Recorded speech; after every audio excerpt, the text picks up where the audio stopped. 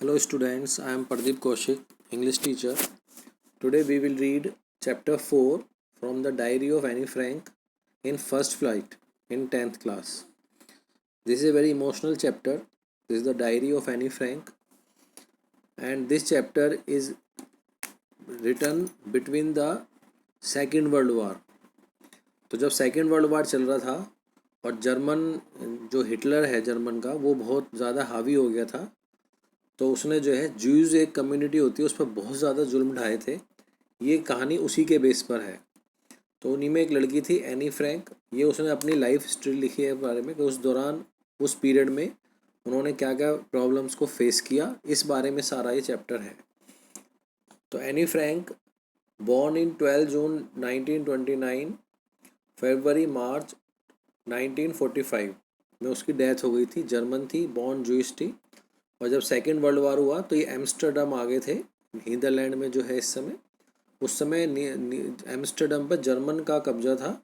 तो वहाँ पर जो है नाजी जो थे, जो हिटलर वाले थे, वो ज्यूज़ पे बहुत ज़्यादा उन्होंने अत्याचार किए और उनको जो है एक अलग येलो फ्लावर लगा के मार्केट में निकलने का आदेश था कि जो ज्यूज़ हैं वो येलो फ्लावर निकल के निकलेंगे ताकि वो अलग से पहचाने जाए।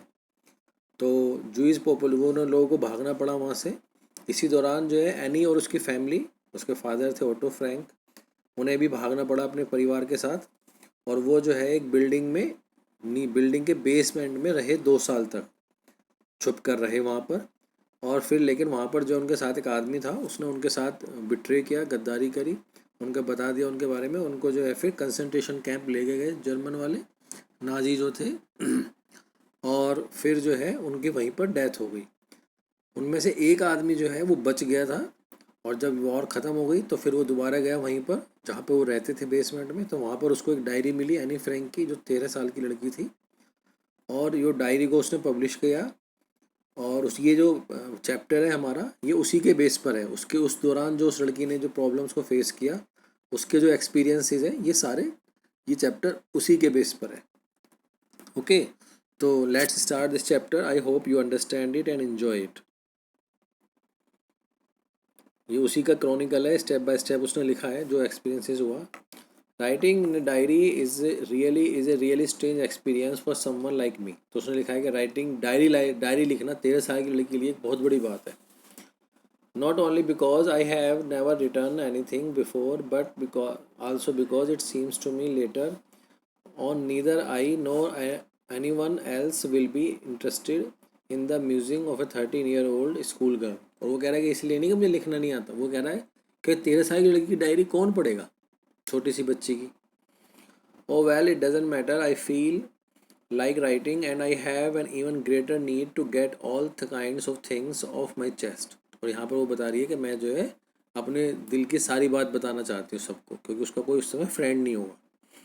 Paper has more patience than people I thought. तो उसे लग रहा है कि कागज़ में ज़्यादा पेशेंस होती है लोगों से। और ये क्वेश्चन भी आता है बोर्ड के एग्ज़ाम में, इसको एक्सप्लेन करो। Paper has more patience than people, ये उसने लिखा आता है, बोर्ड में भी आया है कई बार। तो आप इसको ध्यान से सुनेंगे और देखेंगे तो आपकी समझ में आ जाएगा क्या लिखना है। I thought of this saying on one of these days when I was feeling a little depressed and was sitting at home with my chin in my hand। वो बैठी हुई है खाली अकेली, तो उसके पास कुछ काम नहीं है, बोर्ड है, लिस्टलेस, परेशान है, wondering whether to stay in और गो आउट, कि वो अंदर रहे या बाहर घूमने चले जाए। I finally stayed where I was brooding. तो सोचती रही, बैठी रही। Yes, paper does have more patience, and since I am not planning to let anyone else read this stiff-baked notebook grandly referred to as the diary। तो उसने जो है एक डायरी ली और उसको सब डायरी कहते थे। Unless I should ever find a real friend, it probably won't make a big difference। तो जब तक उसका कोई दोस्त नहीं बन जाता तब तक वो डायरी को ही अपना दोस्त मान लेगी और अपने दिल की बात उसमें लिख देगी डायरी में। Now I am back to the point where that prompted me to keep a diary in the first place। I don't have a friend। तो उसके पास रीज़न क्या है कि उसके पास कोई दोस्त नहीं है जिससे वो मन की बात कर सके, इसलिए वो कर रही है ऐसा। Let me put it more clearly, since no one will believe that a 13-year-old girl is completely alone in the world and I am not, I have loving parents and A 16-year-old sister. ऐसा नहीं है कोई परिवार में कोई भी नहीं था, उसके पेरेंट्स हैं, एक बड़ी बहन भी है उसकी 16 साल की।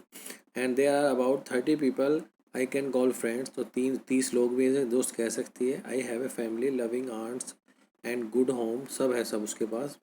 No on the surface seems I seem to have everything except one true friend, लेकिन उसका कोई अच्छा दोस्त नहीं है।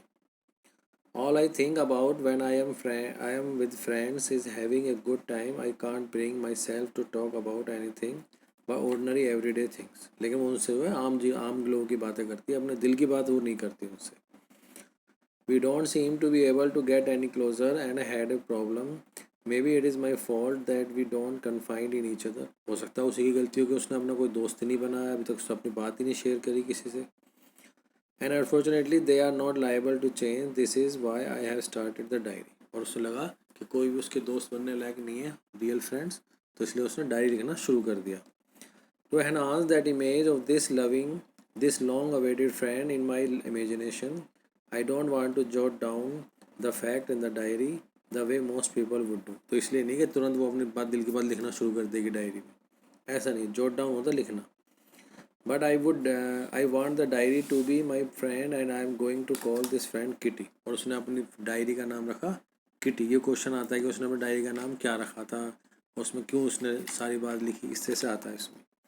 So we come to the next page. Since no one would understand a word of my stories of Kitty, if I were plunged to write in, it would better provide a brief sketch of my life, much as dislike doing so. तो इसलिए वो अपने life के बारे में लिख रही है थोड़ा सा।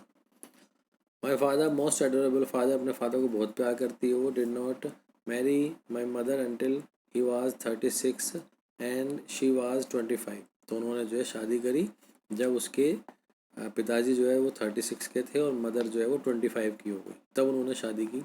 My sister Margaret was born Frankfurt Germany में, उसकी बड़ी सिस्टर हुई 1926 में। आई वाज बॉर्न ऑन 12 जून 1929 में उसकी ये किटी क्या नाम है इसका एनी फ्रैंक की शादी हुई, तो शादी नहीं इसका बर्थ हुआ। I lived in Frankfurt until I was 4, जब तक वो 4 साल की थी फ्रैंकफर्ट में रही। My father immigrated to Holland in 1933 में, उसके फादर जो है जॉब करने के लिए 1933 में चले गए। My mother Edith Hollander Frank went with him to Holland in September, तो फादर के साथ मदर भी चली गई थी सितंबर में।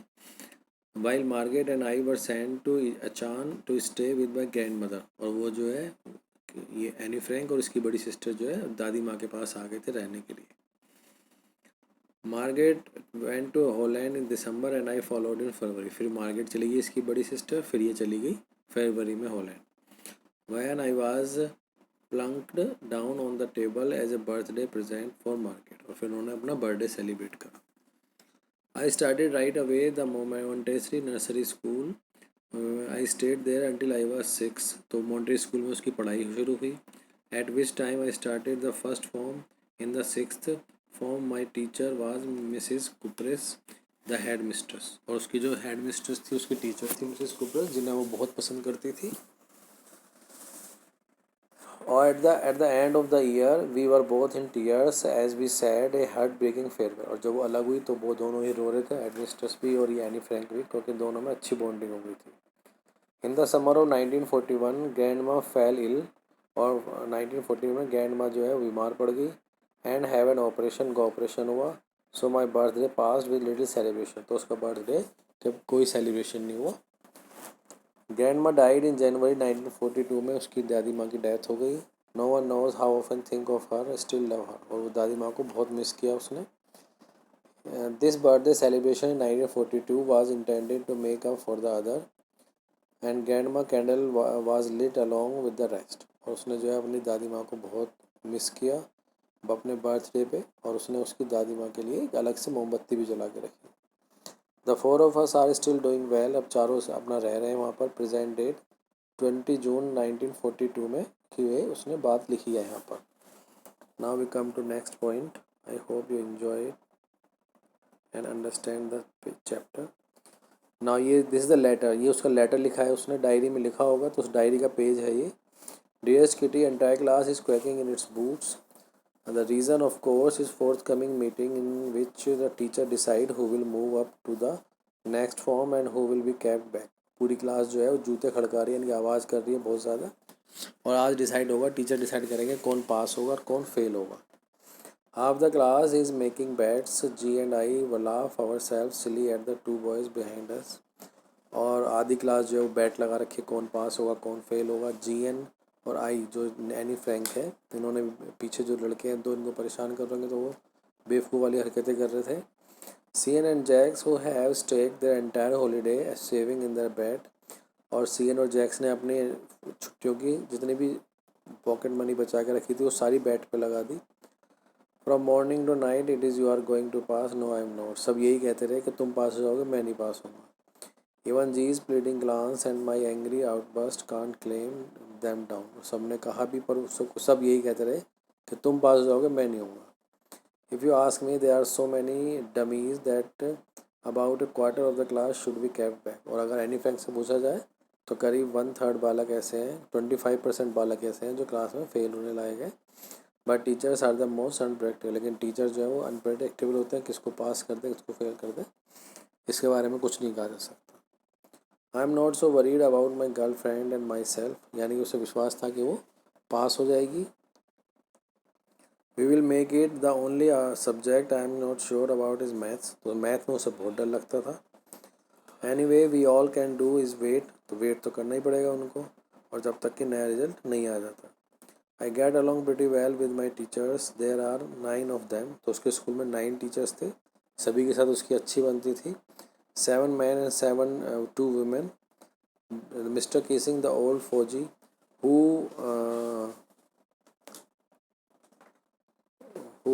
teaches math, और एक मिस्टर केसिंग थे जो सब मैथ्स पढ़ाते थे. आवाज़ अनॉयड विद मी. वो एनी से बहुत परेशान रहते थे क्योंकि एनी जो है वो बातें बहुत करती थी क्लास में. उन्होंने उसको कई बार वार्निंग भी दी लेकिन उसकी बातें कम नहीं हुई.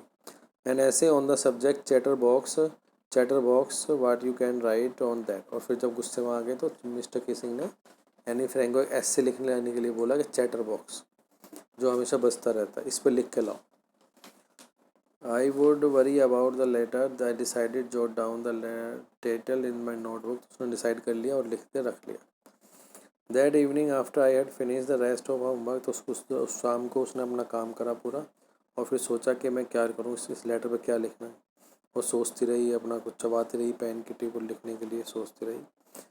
Anyone could crumble on the leave in big space big between the words, but the tricks was to come up with convincing argument to prove necessity of talking.